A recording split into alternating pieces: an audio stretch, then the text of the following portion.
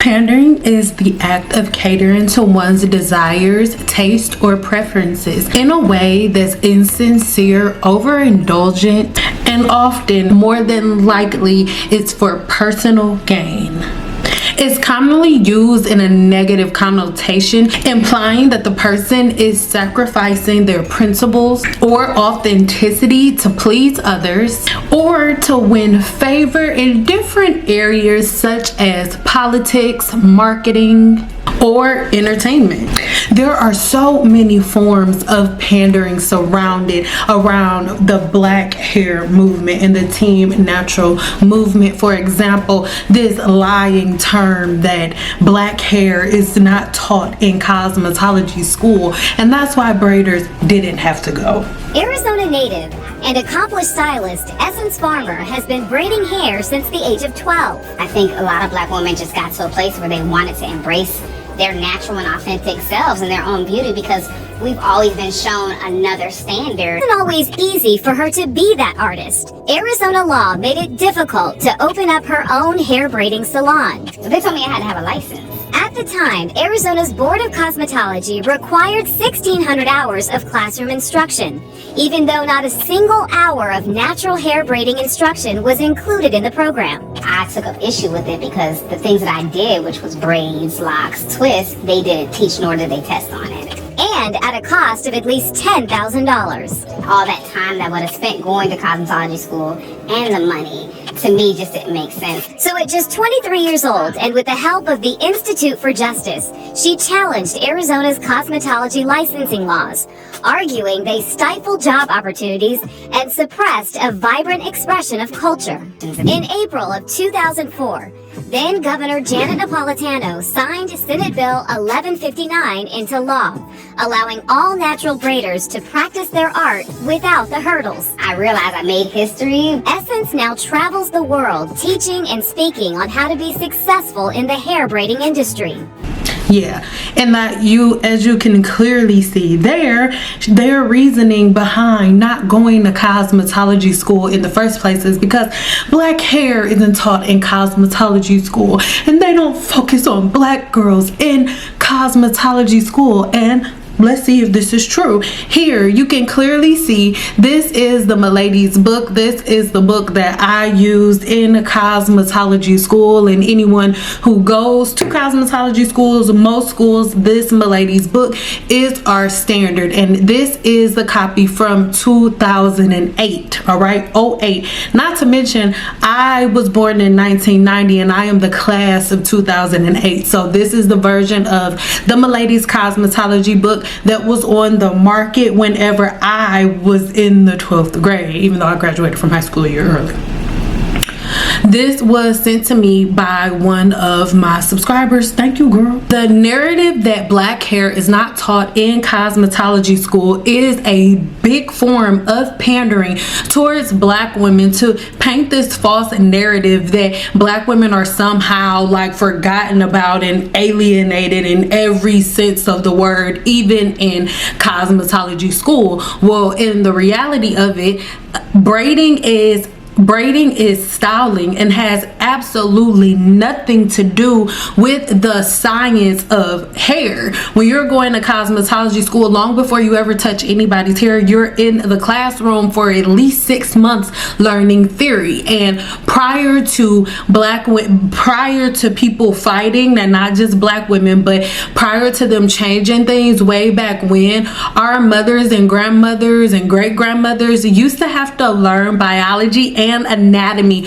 along with their cosmetology licensing, because to understand the human body is that important. But we're talking about pandering. So how does this pandering work exactly? Because it's one thing to tell you that something is happening, but if you know exactly how it's happening, then you're able to get a hold of it, and you're not so easily manipulated like you are now, constantly being easily manipulated. The exaggeration of gaps in education. While it is true that cosmetology school is not completely focused on curly hair textures or certain certain hair textures specifically, and it is mainly focused around straighter hair, does not mean that we are not taught the standard things that is needed for you to practice cosmetology normally. Because at the end of the day, the things that you're supposed to learn is about the human body, the different layers of the scalp, the follicle, the human hair growth cycle, all of these different things. If you go to a good cosmetology school, you learn all of these things, the porosity and all of that, right? So to say that there are gaps in education is wrong, because if we're talking about styling the hair, if we're talking about braiding and extensions, these are all styles. These are all forms of hair extensions that you learn when you get on the floor, or when you get done with cosmetology. When you get done with cosmetology school, most cosmetologists take classes from other seasoned cosmetologists to brush up on new techniques and things of that nature. The first person that popped up in my head is Curl Up and Digenetic. She has a magic part weave that I don't know how to do. So as you go on in your career, if you want to learn different techniques and different things of that nature, then you go on and you meet other professionals. That's a part of technique, but technique and theory are two completely different things, and there are no holes, gaps, or spaces in theory when it comes to black hair in cosmetology school. Let's keep going. Now the thing is, the majority of women who go to cosmetology school are like, oh my god, seeing you reminded me about porosity. I did learn about that. So if we never learned about porosity and things of that nature, then if you guys don't even remember learning things about porosity, then you probably don't remember this whole entire chapter on just braiding, hair extensions, and things of that nature. And the thing is, when we're talking about, oh, nobody taught us black hair in cosmetology school, I don't remember a module or a portion in state board where you're tested on different ways to do wash and goes for any texture. Even the scrunching and all of that, the version of wash and goes that all races of women do, that's not something that we go over in cosmetology school. So to infer that every other race is taught how to do different styles that require their hair to air dry and things of that nature is not true, right? That is a part of the pandering to say that, oh, we teach everybody else how to do wash and go styles and things of that nature in cosmetology school, but not black women. That's not true. There is no part of cosmetology school where you are taught to let your hair air dry, or even the way that women from other races scrunch their hair. That's not something that we go over in cosmetology school, and it's even something that isn't recommended. My cosmetology instructor advised me to tell all of my clients not to just allow their hair, like, my instructor taught me to tell all of my clients of all races that if they're going to scrunch their hair, because that's what they call their wash and goes, if they're going to scrunch their hair, that is something that they only do 1 to 2 days a week, because after a while the ends will get brittle, and the same exact thing that we learn about black hair. So to infer that, oh, we just forget all about black hair in cosmetology school is not true. Now, is it true that some of the instructors that are there aren't as well versed at it? Absolutely, yes, that is true. But when I was in cosmetology school, I was probably one of maybe about 9 or 10 black girls that were there, and it was great. There was no racism or anything. I live in none of that. But at the same time, because I am a black woman, when I was there in cosmetology school, if a black woman came, they would be like, oh, you can give her the stand, or one of the other black students. And for the most part, that everybody would take them. And at first I was too, until I thought about it and was like, wait a minute, I'm here to learn, and I already know how to braid. I already know how to do all of these other things. So I don't want to just constantly be doing black girls' hair. hair. I want to do other things. I had to be proactive with my education, just like you do in every other field. So to say that black hair isn't focused on is absolutely crazy, because yes, it is. But like any other profession, you have to take control over your education. But again, to say that there are gaps and that they don't address black hair in cosmetology school is a lie, because it's chapter 18 or 16, whichever one that was. So what are we talking about?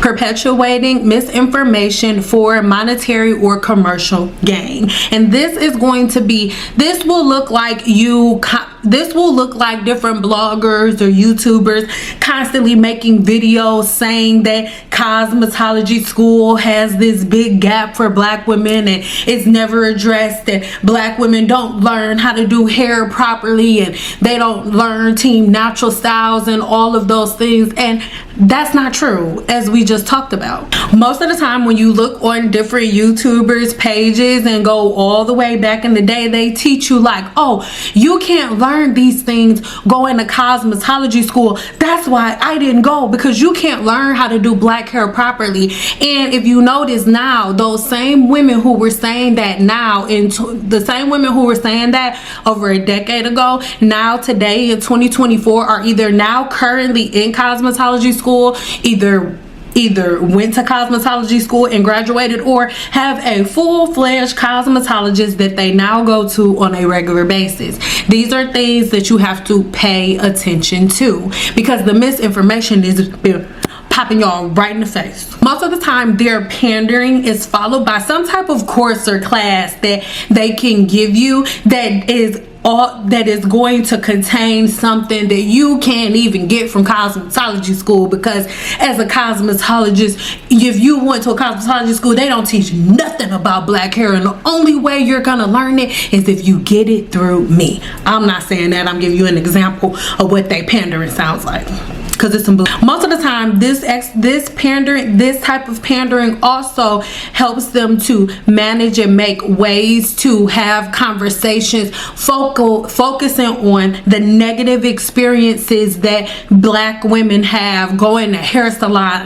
This form of pandering is excellent for them, because they get to use certain pain points that everybody hears, because people are always posting it on social media how much they cannot stand their first experience as it pertains to going to black hair salons. Because most people, when they think of hair salons or black hair salons, they think of things or shops that look like this.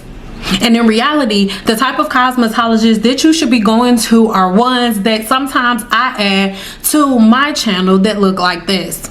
So it's really, really important that you pay attention to the ways that you're being pandered to, because not all hair salons are ghetto. Not all cosmetologists are ghetto. But if you are just getting up on the random Wednesday and just walking into some random salon and you ain't calling nobody, and whatever girl just sitting there and not doing that, oh, she can do your hair, most likely your hair gonna be messed up.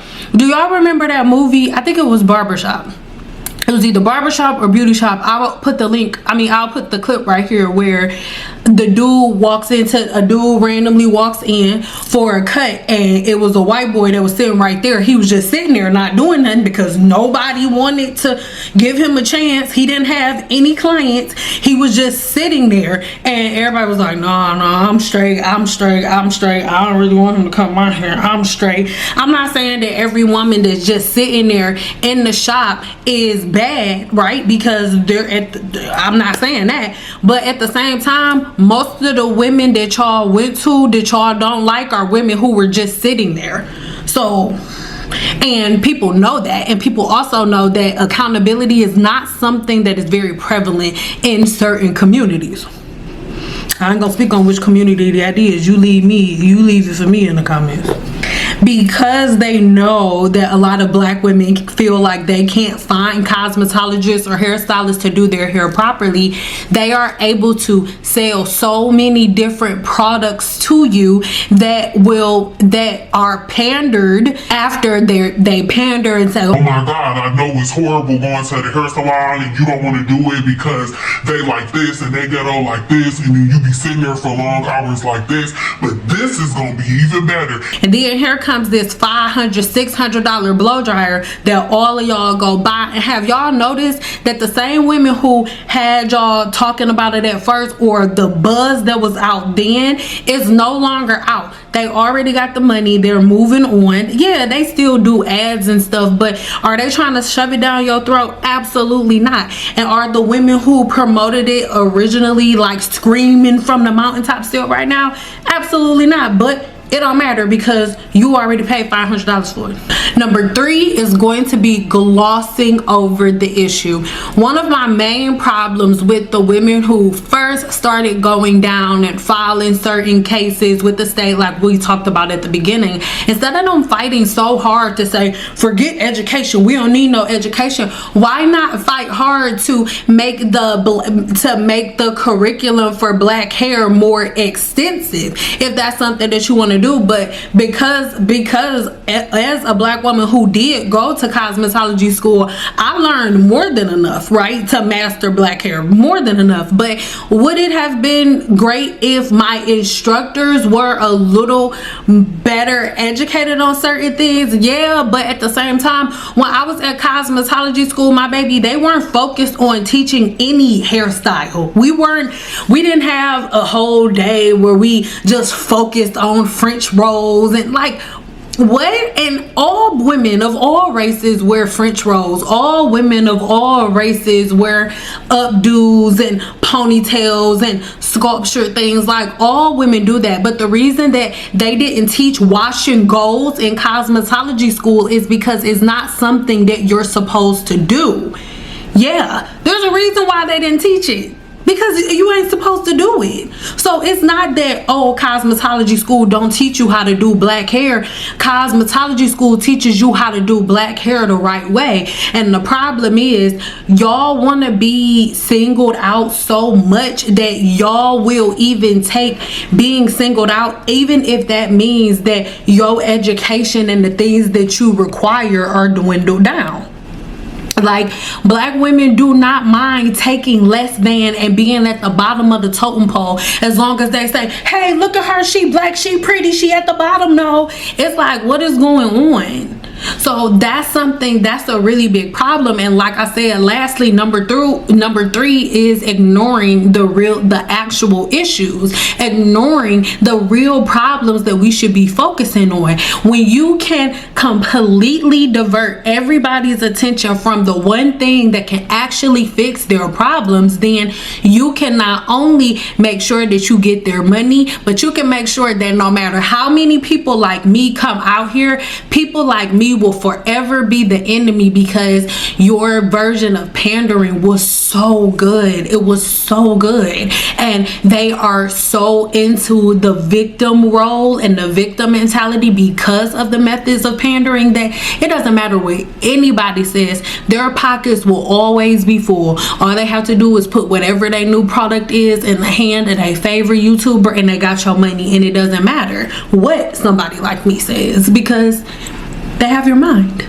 Industry standards can improve 1,000%, but how much time is the government going to put into improving the industry standards of black hair when it was black women that fought in the courts to make sure that black women don't have to go to cosmetology school in the first place? You can't have two sides of the spectrum at the same time. Either you want the attention and you want to be on the same equal playing field as everybody, or you don't. Thousands of barbers and hairstylists all across the state are pushing representatives to vote no on a new House bill. That piece of legislation would allow someone to cut hair or perform skincare without a license. As CBS Sports' Mike Sullivan tells us, the professionals say it will eliminate trust in their industry.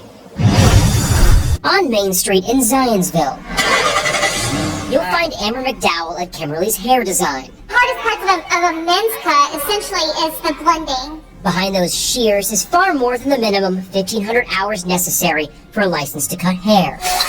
We have spent years and tons, thousands of dollars perfecting our craft. Yet as they unravel the tinfoil, they believe newly proposed state legislation may unravel their industry. Right now, everybody's angry. It's called House Bill 1364, eliminating the requirement for any stylist, cosmetologist, or esthetician to need a license to operate. You want to be a plumber? You gotta go to school. Per the bill, an employee must disclose if they aren't licensed and maintain health and safety standards, We feel like it devalues our industry. particularly when it comes to sanitation. McDowell is saying it's a large part of the education process. It's hard enough for an amateur to cut hair, let alone use hazardous chemicals. A nick or cut could lead to hidden dangers without sanitation training. Funguses, staph, all the things that can be transmitted if the sanitation isn't done appropriately. From her chair, No, I wouldn't. Laura Judson is pretty clear on if she would see an unlicensed stylist. While there are so many talented amateurs out there, there are also a lot of people who maybe have a little bit more confidence in their own ability. Judson admitting there could be far less risk in a men's cut. Me having my hair all burned off or cut off that will take me 3 years to grow back out. There's a petition out, and we're close to 36,000 signatures to stop the bill. The creators citing concerns like infections, burns, serious bodily harm. In Zionsville, I'm Mike Sullivan, CBS 4 News. But the reason that we can never get anywhere is because we're trying to be on two sides of the spectrum at the same time. Either you want to be on a level playing ground with everybody else, or you too underprivileged because of slavery, you too underprivileged to learn, you too underprivileged to afford it, and because of what happened to your ancestors over 200 years ago, you can't go to school and get an education now today. So why would they take the time and spend the money and the resources to make all of these laws, to add all of these extra things to the curriculum, when in reality all y'all gonna do is go along with the best panderer out? That's what's been going on for decades. The first set of black women that started speaking against cosmetologists happened when I was 5 years old. It was in '95. So cosmetologists have been fighting against lazy black women for a very long time. And I don't care how anybody feels about it, because these are actual factuals. All you have to do is go on Google and search all of the laws that I gave y'all, all of the laws that were passed. I've left here on the screen. All you have to do is go search them. So you cannot, in the same breath that you saying that black women are underprivileged and nobody pays attention to black women and they not respected, go over here and say, don't treat us like everybody else. Our ancestors were slaves, so we shouldn't have to learn science like everybody else because we not like everybody else. We're aliens. Pick one. For that reason, because of the constant pandering that led to brainwashing that has completely changed and morphed the minds of black women, it's made it so that most industries are completely closing their doors because it's impossible to talk to you. It is literally impossible. And then when a point is proven, instead of you saying, oh, that was right, that makes sense, there's an insult that you throw out like, oh, Well, you probably ain't got no hair. Oh, whatever. Didn't your real hairstyle, why would I listen to you? Or didn't this happen to hairstyle, why would I listen to you? and these are things that make people like, you know what, I don't care. If it don't work out for them, it don't work out. I'm not stepping out of peace and going back and forth with nobody for free just to help like be bald head. Pandering comes from capitalizing off of a valid concern that a certain demographic has. And a concern that this demographic has is that there are no products for black hair, which is a lie. There are not good cosmetologists that do black hair, which is a lie. They don't teach black hair in cosmetology school, which is a lie. Like, all of the things that y'all y'all beliefs in around the team natural community are not true. You've been pandered to when you fell for it. Let's get into how hair products and black hair feed into this pandering. Oh, I love it.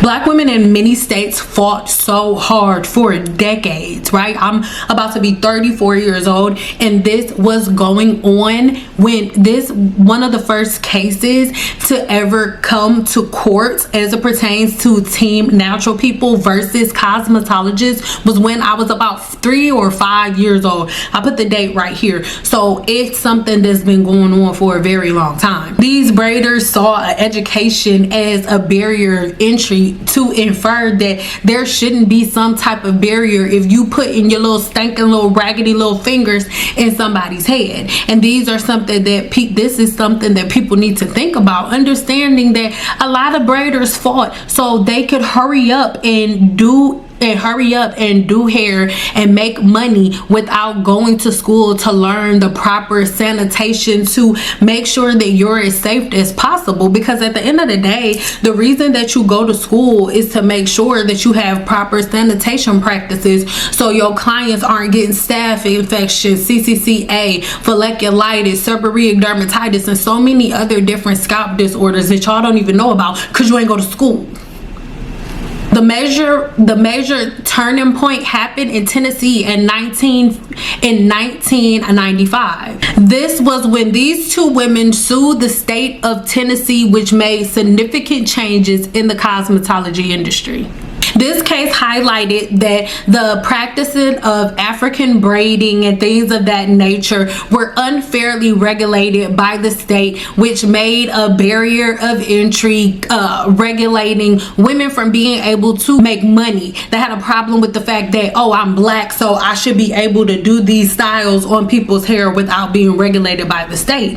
So for this reason, laws were changed and black women were able to get in people's head for no reason. But cosmetologists like myself started fighting. Women who came before me were fighting when I was 5 years old to come up and appeal this law, and they've been appealing it since 95. Once it was passed in Tennessee, many states followed suit. The Natural Hair Freedom Braiding Act of 2016. This law was passed in Iowa in 2016. This law removed the requirement for braiders to have a cosmetology license to braid hair. This was supposed to recognize that braiding did not involve chemicals or cutting, so it shouldn't be regulated by the state. Even though before you get braids, you should always get a trimming. You would know that if you went to cosmetology school, but I digress. Iowa's law was the fire starter for a national movement for braiders to come against licensed cosmetologists and the laws set up to protect our profession and to protect you and your scalp and your hair, making sure that people who actually spent the time and patience to go and learn the human body from getting in your head. Because after all, don't you want somebody who went to school to learn to actually learn your body before they touch your hair? Because it's so much more than just braiding. Braiding is a part of styling, right? But before the style, there are so many other things that have to happen. Styling is the very last step. What about all of the things that happened before? Well, these laws that were passed made it so the steps that preceded styling were completely non-existent because we're black. We shouldn't have to learn. Many other states like California, Colorado, and Texas passed similar laws. And over several years, it has completely exempt braiders and people who call themselves natural hair stylists from going to cosmetology school and having any type of formal education whatsoever. As long as they call themselves braiders or natural hair stylists, they can touch your hair without any formal education on the human body whatsoever. This is why you have an outlandish number of women who are claiming to be professionals, right, that are putting rice nipple juice and orange peels and all types of making y'all into fruit bowls, chipotle bowls, and fruit salads. Each state has their own timeline and their own case and their own regulations for this, but the main objective, right, was for by the state to completely separate braiding from cosmetology in any way, shape, or form, making it so that there is no requirement by law for anybody who is braiding your hair to have any type of education on the human body whatsoever. Everything is self-taught because you black, right? Because you black. And I mean, I guess maybe all of y'all agree, maybe I don't know, maybe I didn't met the wrong type of black people, but in my experience, just because you black don't mean you know nothing. I'm sorry, some of y'all are some of the most specialist people I've ever met in my life. Here are the 4 ways that hair companies use these pandering techniques to constantly get y'all money year after year after year. What are we talking about year after year? It's a new product every week, week after week after week after week. Buzzwords like organic or natural or 4C, WXYZ, WOWJLB, jazz. Another thing within the pandering was them talking about how all of the professional products are so damaging for your hair, and they have all of these bad things like sulfates and all of that, which we're gonna have a whole live about. If the live has already happened, link in the description box below. If it hasn't happened yet, link in the description box below. But just like sulfates, the majority of the reason why most of y'all hair feels like crap is because all of y'all are using sulfate free shampoos and silicone free shampoos and products, and y'all are making up all of these products so y'all can replace the feeling that silicones and products have. Oh baby, but silicones, taking out silicones and sulfates was a part of the pandering. And it's so funny because when they say, oh, with coconut oil, with almond oil and things of that nature, I need y'all to understand how shampoos and conditioners are made. As you can see here, when they say with coconut oil, with jojoba oil or whatever, this is how much is in there. It is like the smallest minute drop of it. You will get 10 times more if you were to just drink a cup of tea with it, or if you were to just take Ashtract. That will help you in your body with your hair more than anything would. But you won't know that. You wouldn't know that or think that because you've been pandered to when you're so upset. You just want organic products. And because you have the word organic on the label, it's so misleading, because for them to put organic on the product, only 1 or 2 of the ingredients that are in the product have to be organic. Yeah, just because a product is organic doesn't mean that it doesn't have that it's not harmful, or it doesn't mean that there are not other harmful products in it. Because understand, if they take something out, like if something says sulfate free, they have to put another additive in that acts as sulfates do. So you take out one thing, replace it with another, and cause a completely different issue.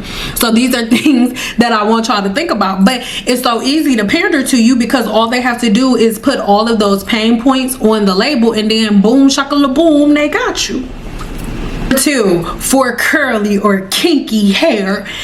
Listen, that is one of the biggest pandering tactics, because in a hair salon, the texture of your hair means absolutely nothing to me. It's all about your porosity. I demonstrated in the video that I'm gonna leave in the pinned comment. I demonstrated in that video that the same exact round brush that I use on my clients with shorter, even like really thick hair, it's the same exact round brush that I use on a client with extremely long hair of a completely different texture. And I also showed you a video of a woman of a whole nother race using the same exact round brush that I use. So the texture of your hair has absolutely nothing to do with the products that you use, but it's so easy to pander to black women. All I have to do is put that it's for curly hair or 4B, 4C, 4WXYZ on any product, and you're going to run to that product before you run to any other product. Like, I was in Smith's the other day, and Nexus is in Smith's. I saw freaking Paul Mitchell in Smith's. It's crazy, but black women walk right past all of that. And I I saw It's a 10. Like, y'all, BioLodge was in there. It's crazy. Why is this shit in Smith's? But it's there. But black women walk right past that and then turn around and look at all of the products that's locked up behind the damn wall. And then y'all got the nerve to be mad that they locking it up. They only locking it up because y'all keep shop stealing and shit. Instead of them addressing certain things like frizz or porosity, because that's what should be on the bottle, for frizzy hair, for oily hair, for dry hair, for low porosity hair, for medium porosity hair, for low porosity hair, things like that. But they don't focus on none of that. They don't care about none of that. It's all about the pain points because they're pandering to you. And I told you what the definition of pandering is. They just put whatever the pain points are on the bottle and they fill that gap, right? Supply and demand. What are you demanding? They supply it and then you buy it. It's, oh my god, it's so easy. It's pandering 101. Number 3 is cultural symbols. Now, cultural symbolism. Now, what's crazy about this is, in my opinion, this is another way of saying guilt trip. Most of the time, most black women who are stuck in team natural practices are not doing it because they love it so much. Most are doing it because when they step away from it, people are dogging them, people are talking about them, people are saying negative things about them. I have one comment, multiple comments. I'm gonna be leaving comments all over the screen as I'm talking, and there's probably 1 or 2 comments up on the screen. One lady said women from her church even talk about her and quote Bible scriptures about how Jesus and God ain't gonna love you if you use the blow dryer and all of it. Like, so that has been perpetuated for so long, for so many years, and after a while, after decades of women putting other women on guilt trips for wanting to wear their hair in other ways, it just completely builds and it goes on top of that. And the thing is, these businesses, it's about money, girl. They do not care. They do not care about like all of this team natural stuff and how y'all feel or anything. They're about money, and they saw that at one point, for whatever reason, all y'all wanted to do was follow a lie. Okay, follow the lie. So they just gave y'all, they just supplied the products that y'all demanded. Was it something that was good? No. You know how you know it's not good? Because they never jumped on y'all boat. They never followed suit. For a minute, a couple of people did, but once their hair started falling out, they were like, oh my god, we're not supposed to do this. What are we doing? We're whack. Let's stop this. We're whack. We're not supposed to do this. We're whack.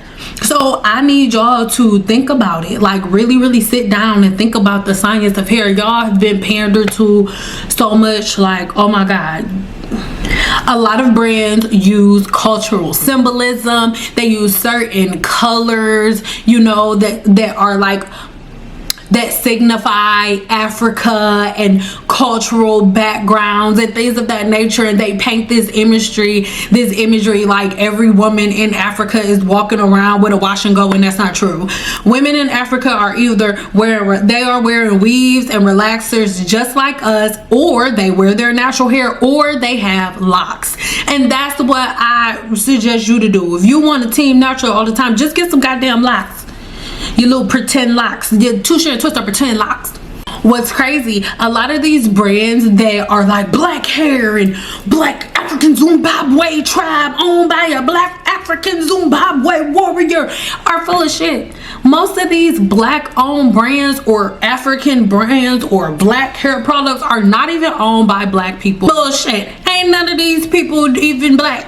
Okay, mane and tail was made for horses, and black women walking around using horse shampoo. What the hell? Misleading ingredient claims. They know how much y'all love apple cider vinegar, rice water, coconut oil, castor oil. They know how much y'all love it because y'all always talking about it. Avocado. I need y'all to understand that these products that y'all are using are not full of all of these different fruits and vegetables that y'all think that they're full of. You're being pandered to. Anytime you buy a product with coconut oil, with this type of oil, with this type of oil, you're being marketed to. I need you to pay attention to the fact that there are only certain product lines that are included in, that even get involved in pandering to y'all, right? The majority of these professional brands are not getting involved in this. Camera does not have a rice water product, but all of these different professional brands, they would never, they're not getting into it. And every blue moon you may see some of them add additives from plants, but that's always happened. There have always been additives from plants. The majority of your pharmaceutical drugs are additives of plants, like Valium comes from valerian root. So these are things that you need to think about. But baby, if, as a black woman, Team Natural, all of that is the biggest, one of the biggest pandering schemes in the world, Craig. Not just the city, but the world. And it's been going on for a long time, longer than I've been alive. And guess what? I'm just getting started. The women who came before me have been fighting this fight since before I was born. They've been fighting this fight since 95, and it is since 1995, and it is now 2024, and it's still going on. Don't worry, put me in, coach. Okay, I told one of my mentors, put me in, coach. I got it. So hopefully you guys do the research for yourself. If you want to get more into it, or if you want to know the exact names for these court cases and all of that, all the links and stuff, then make sure you check the link in the description box below. Head over to my blog where I list everything out, the court cases, the names of the women who filed the initial court cases, the order, and all of that stuff. It's there. So Team Natural, team these nuts. When y'all see the irritation that I have for the whole Team Natural community, is so much deeper than hair. People have been fighting. Team cosmetologists and braiders have been fighting on a legal level since the 90s. So all of y'all little meanie beanie, little Benny Bopper babies is randomly talking crap online. Don't nobody care.